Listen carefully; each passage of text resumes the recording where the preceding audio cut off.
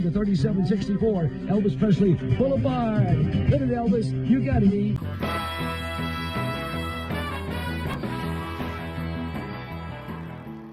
All right, so we have next is Belinda Gladden, and you're another lifelong resident here in Huntsville. Yeah. And that's kind of the theme here that we're running. And I'm so excited about it because we were just talking to Joseph that just came in here a minute ago, and we were talking about how it appears, and you'd be another great one to speak on this, it appears that Elvis had such a tremendous impact on Huntsville when he came into town in 75 and 76. Mm-hmm. And the reason I say that is because here we are going on 50 years since he came that time, and we're still talking about it. So I think you could probably agree that he had a tremendous impact on your town. Oh, absolutely, right? yes. And his stepmom was from here. Okay, yeah. I heard about that. Dee Stanley. Okay.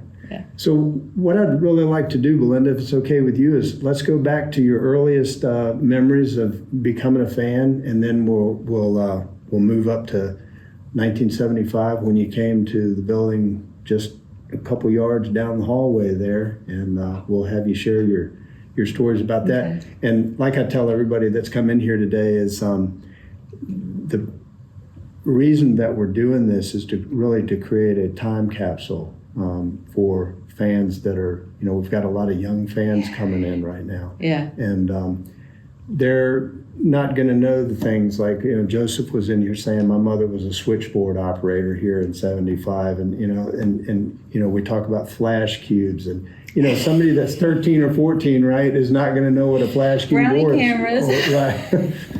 So what we'll do is we'll go back to the early days, and we'll talk about that first record that you loved and that you played it, and then we'll talk about 75. So take us away. All right. Started off when I was 3. My grandparents had a Victrola, and they had the Sun record. They had a lot of the old 78s. Okay, so I kind of got hooked on Baby Let's Play House by Elvis Presley, and I didn't know the name, would dance and sing to it, played it over and over and over, just fell in love with the music. Then when I was 5, got birthday money for the first time, and bought his first golden record, didn't know what he looked like, was shocked that he had on makeup, okay, because he had a little rouge on his cheeks. My parents said, you'll never get birthday money again because you wasted it, because I didn't have a record player that would play a 33. Mm-hmm. But grandparents fixed that when I got home, of course. It continued to build. His music made me happy when I was sad. I wrote letters to him to come get me. I wanted to live at Graceland. Okay, my mom swore she mailed them. Of course, she didn't. I found them all. Okay. And me and Lisa Marie are 10 years apart, so it wasn't any other thing than I wanted to go live there, okay? And I asked Mom, why didn't you mail him? And she said, because if he had sent a car and pulled up, or anybody pulled up and said, I'm going to take you to Graceland to see Elvis, you'd have gotten in the car and never looked back. We would never have seen you. And I was like, well, it's probably true, okay? So it just continued. I think he touched people's hearts in a way that nobody else could. He was generous. He was kind. He had a lot thrust upon him. I think he handled it very well. You can look back at his youth and say he was, bullied, but that didn't affect his life. He became something incredible. Well, we talk about that a lot. If you go back to the early days, one day he's driving a truck, and then not too long after that, he's got the world in the palm of his hand. And really if you think about this, really nobody there for guidance on that. Especially now, we've had that conversation many times when we've been out on the road documenting these buildings. I would say to him, I said, imagine being out here at 19 or 20 years old with a couple of other guys that's members of your band, and you're trying to figure this out. Who was there to tell him? And you have to do a map. And this is your first experience away from home, right. And you don't have any worldly experience, so yeah. On the job training is what he did, right? Yeah. On the job training. So. But he loved people. He loved entertaining. God gifted him with so many talents and charisma. And when I was 10, coming back from the beach, Dad pulled up at Graceland. I didn't know he was going to do that. And he said, get out of the car. And I said, what for? And he said, this is where Elvis lives. You've always wanted to know where he lives? Go. Wow. So I go up to the, gate, and it was shut. And I didn't know it was Uncle Vester. I didn't know that was his uncle, right? So I asked, could I walk up the driveway? And he said, no, Elvis is home. And I started crying, alligator tears. And he said, okay, just don't go out back. Okay. And Elvis was probably asleep. It was daytime, right? So I went up there and, petted the famous lines, okay, and just, it just satisfied me just to, walk in his world, okay? So that was the first time I had seen Graceland, and it continued. And the first day Graceland was open to the public, I was there. It was $5, okay? And I was engaged at the time and going to get married the next month. And the husband-to-be said, I am not paying to go see somebody's house. And I said, if you want to get married next month, you'll go with me. He said, I think I want to go and I'll be happy about it. I said, yeah. So we were there when the fire department came to check out because they had to make sure they could make the fire runs in case something happened. And the firemen were going upstairs. Okay. So naturally I begged to, have a fire coat and go up with them. And of course they said they couldn't do that. But that was a neat experience. And then moving forward, or moving backwards, I guess, to 75. My mom said in later years her deepest regret was not putting me on a plane with her and taking me to Vegas when I was younger and letting me see him in Vegas. She said, I should have done that, She said I didn't, and she probably did because I had all his records. I still do, all the 45s, all the stuff. But in 75, when I found out he's coming here, I was in high school. I was 16, and I said, can I miss school and go stand in line and get tickets? Skip school? Are you serious? No, ma'am, you're not skipping school. But he's going to be here. I can go. You're going to school. Okay. So I went to school, and of course, I can say I was sad that day, right? Because I knew people were camping out to get the tickets, and I wasn't going to get to see him, and he was here, right? So when I got home, she said, well, you're going to go see Elvis. And I said, how? And she said, I went and stood in line all day and got tickets. And I was like, oh, wow. So it was a random draw at that time because, you had the 5 shows, right? So she got 4 tickets. 2 were in the balcony and 2 were on the second row in the middle, okay? And I think that's probably the happiest I've ever been, knowing I was finally going to get to see Elvis. And he's everything. Seeing him one time was mesmerizing. He's an incredible entertainer. And I remember the newspaper printed that he was, heavy, and then some lady came back immediately with, and you're going to wish you could see him one day. He was just incredible. But he was very in tune with the audience, and of course the place was packed. Okay. I got to ask you, and didn't mean to cut you off, but I want to ask you, have you gone back to listen to those shows, the 75 shows? Have you listened to the show you were at? No. Can you do that? You've never listened to the show you were at? No. Oh yeah, we're gonna fix that for you. We'll get it to where you have all 5 shows so you can listen to them. Oh wow! Yeah, I didn't know that was available. Yeah, you can be part of that whole experience all over again. We didn't know that, so we didn't know that you hadn't gone back and listened to those shows. No. So that was just something that popped into my head, and I said I need to ask her because a lot of times we talk to people and they go, "Yeah, I've got that on CD." I go back and listen to it. So I had no idea. Yeah, well. I don't even know how to do the podcast thing. You'll have to tell me how to look at a podcast. We got you. Yeah. We'll take care of that. But I wanted to ask you, we always talk to people that were at the shows, and the thing that's always there is the flash cubes and the energy. That it's like, I've talked to people that have been to, literally 50, 60 concerts of different entertainers, and they say, never once have I felt that energy that I felt when I was at that Elvis show. Do you remember that, feeling that? I'm going to be honest. I was so drawn in by him that I didn't notice any flash cubes, any. Wow. I mean, it was direct energy. I mean, I was so drawn in. So I didn't notice anything around me. Okay, and when he tried to give me the scarf, he had to jerk it back 4 or 5 times because I was so connected I couldn't even move. I was like, and my brother was sitting next to me and he said, "You're gonna have to stand up and help the man." And I said, "I don't think I can," and he even knelt down on the stage, I think, and he's like, "Baby, can you just reach up?" And he would jerk it away from other women. And I finally got it. And of course, and I was just, I was so connected and drawn into his charisma, his spirit. Okay, I mean, it just eluded, and so I put it around my neck. I mean, I was in heaven, right?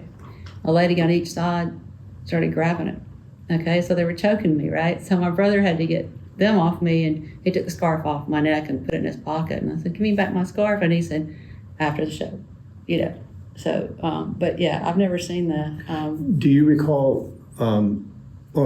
You gave me your ticket, a copy of your ticket. So you remember what show it was? The May 31st, the right? matinee, May 31st. The afternoon show. Yeah. So before you leave, Michael can pull some of that up and show you some stuff. Yeah. We'll take care of that for you. But so just go back and if you could just talk about a little bit about the. I always like hearing the scarf stories. Like when you're, where were you sitting? You said you were second row back. In the floor, and there's like row A and row B, second row, middle. Okay. And to be honest, in my memory, and it may be incorrect, back then the floor was a little closer, like the seats were a little closer to the stage. The first row, it was tighter, Okay. because it was in the old part, Right. So it was tighter. But basically center stage, just by the grace of God, because it was random pull. Mom and Dad were in the balcony. So you're second row, and then you decided, hey, I'm going to make a move on trying to get up there, because obviously you had to go out and around to get there. No, I didn't have to go up there. He got it to me. He got it to you. I didn't have to go up there. No, Wow. I didn't have to walk around anybody. No. Wow. No. And I don't remember, to be honest, and we're talking many years ago, I don't remember anybody going up to the stage. Okay? I just don't remember that.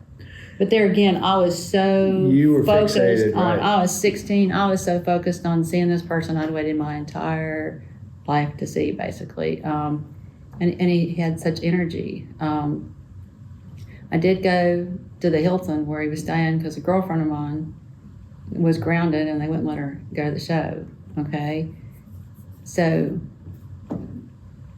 when you're 16, I guess you can make buddies with people easier because you're younger. But the kitchen people let me come in the kitchen because he walked through the kitchen. That's how they got him To go in. out the back, yeah. Yeah, to sneak out, right? Yeah. So they would tell me, okay, the car's going to be here. So we actually were on top of the dumpster at the Hilton, so we could wave at him. Okay, and then we did get next to the car, put our hands on there. But Jeez. they were kind of scurrying him through the kitchen, so we would get to wave, right? And so then J.D. Sumner was there, and I took my son record at that point, and I asked him if he would give it to Elvis. And he said that's going to be worth a lot of money, like really soon. He said, "You don't want to do that, babe. You need to keep that." And I said, "Well, no, it's his record." I said, and if he doesn't have one, I want him to have it. And he said, "No, you need to keep that." And see, he was gone 2 years later. Yeah. So he said, "You really need to keep that." So, so I was in the kitchen at the Hilton and on the dumpster to get glimpses even after, that with my friend. So it was. It's all good memories. I don't have any bad memories. So what do you think that is? I want your personal opinion on what do you think that was that drew you in? Because now, like I say, I use this example all the time. If you could take 5 entertainers over the last 20 years, I don't know of any entertainer. You could say, yeah, electrifying. You could say iconic. But I don't know of any other entertainer. We've talked to so many people that have attended these shows, talked to a lot of people that work for him. And they said that the magnetism I've talked to just so many people that have said, if you're sitting in a room And I've heard the story time and time again. If you're sitting in a room and a door opened up and 100 people walked through, you wouldn't feel a thing. But if you mixed Elvis into that 100 people, you would know that he had just walked in that room. Mm-hmm. What do you, like where you say you were just drawn in, what do you think that was?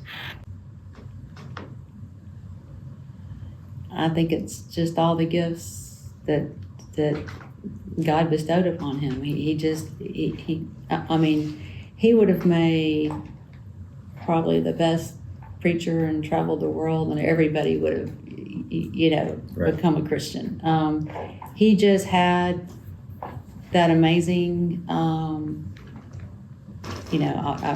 want to be with you. And it was not you didn't feel like he had an ego.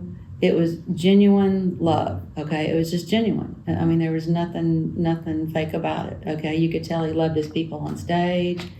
He loved all you out here. I mean, to do 5 shows in Huntsville and to keep saying, okay, do one more show because it's sold out. He genuinely loved us, but his charisma is just unexplainable. I mean, that's just a God-given thing. I mean, and he had it, and it's like he knew who to touch, and he knew how to touch them. And I think his spirit was just generous and kind. I agree with you wholeheartedly, because when we were talking to Joseph earlier today, and I think I already discussed this with you, how it's amazing, and I'm not even a resident here, but it's amazing that we've been here now. Michael and I've been here 3 times over the years to see this building. And it's amazing to me the impact that he had on this town when he came in. Mm-hmm. And Joseph said, yeah, and the fact that we're still talking about it. And we're going on 50 years.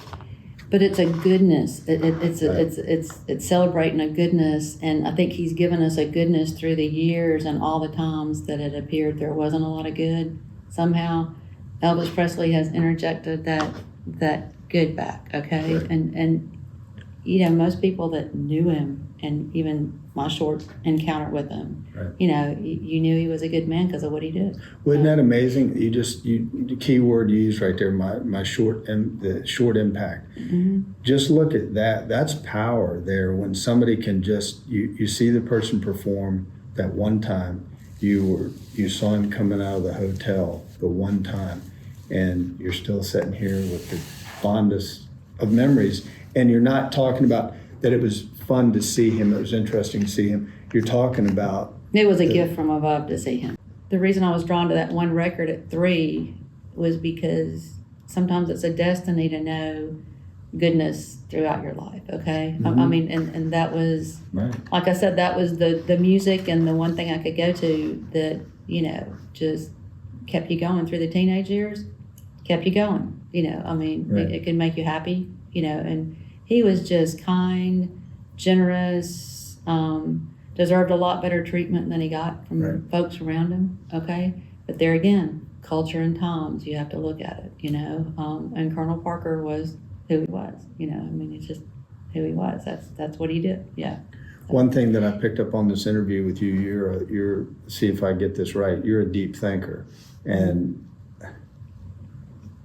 the thing that we try to do when we do these interviews and when we go around to these buildings is we try to add a deeper layer in. Like I was telling you earlier before we started the interview, when you do an interview, people will say, what was your favorite jumpsuit or something like that. I'm more... I don't have one. You don't? No. I mean, I There's never... a lot of them. I never really concentrated on those. Well, see, there you go. That's what I'm talking about.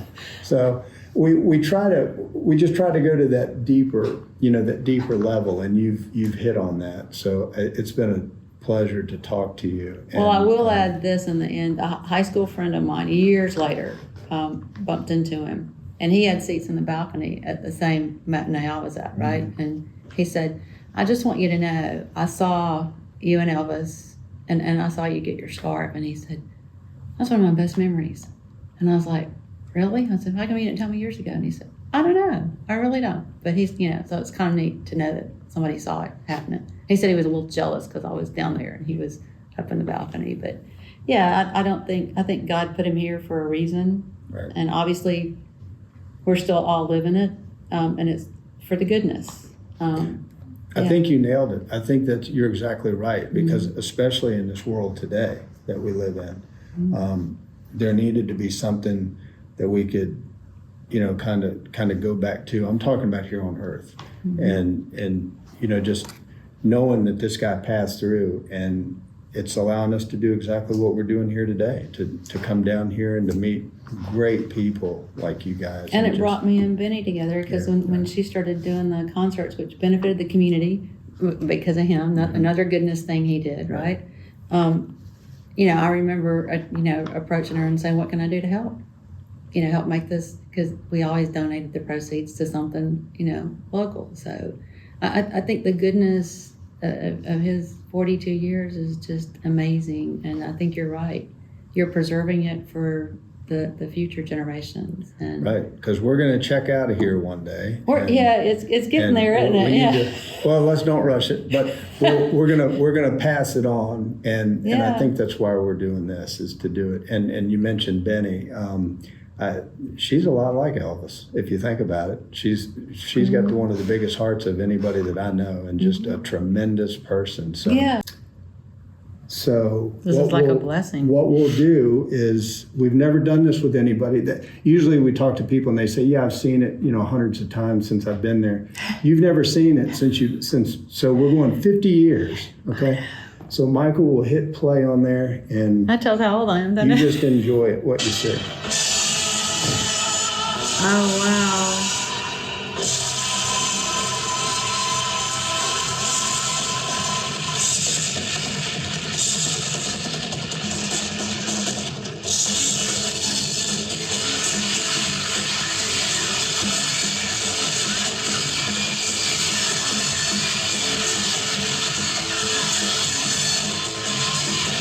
See, I don't remember seeing any of that. I was just...